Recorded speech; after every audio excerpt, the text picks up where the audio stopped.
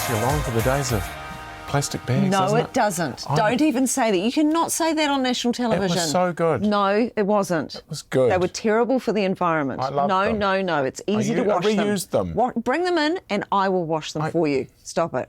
Now here's a story where you can play along at home. Just grab a pen and paper because there's an evolution happening in the written word world. There are lots of language trends in informal settings like social media, but now some are making the leap into the business realm. It's a simple task, but it's not what you write, it's how you write it. We've picked a sentence that, written formally, would include a lot of capital letters. Yet the majority of people we met wrote in lowercase. Where are your capital letters? I'm used to iPhone, and usually it corrects, so... So you don't normally change it? No. Because normally we just type like that. I think it looks better. No, yeah. Everything's the same size. Writing in all lowercase letters is a Gen Z thing. But now it's transitioning into the business world too. These employees in the United States were told they were fired in a letter containing no caps. I guess I would feel like he doesn't care that much. It doesn't look so professional, in a sense. It doesn't seem serious, yeah. So how low can you go? And joining us now is Associate Professor of Linguistics, Dr. Andrea Kalude. Great to see you, Andrea. This is controversial, no use of capitals. So, Andrea, why are people choosing the lowercase? Kia ora, Jeremy. Thanks for having me. So we don't know exactly why the choice was made here to use small letters instead of capitals, but we think it could be a politeness move. So it's a difference move.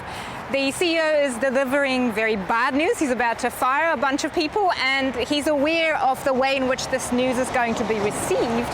So he's actually softening it. He's changing the language in order to show that he understands this is going to be distressing, and he's trying to decrease the distance between himself and his employees. And how far is this new language trend going? Good question. Well, we don't know exactly, but we know that it's not even all that new. So we know that in our history, for example, the well-known poet E.E. Cummings decided to spell his name with small letters, and Bell Hooks, the feminist writer activist, also made the same decision well before social media and internet even was a thing. So it's an ongoing trend that has been part of the history of English. English is going towards this phase of democratization and towards informality, and playing around with language and language norms in this way has been going on for some time. So as more Gen Zers end up in management, will this become something we see more of, people being fired in lowercase?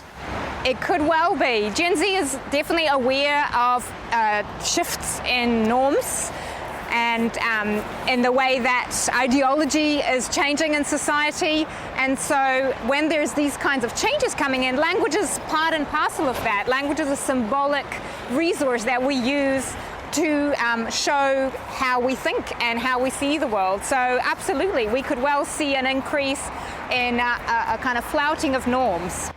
Do you think in the longer term it might revert back to a more formal style at some stage, or do you think this is the new way forward?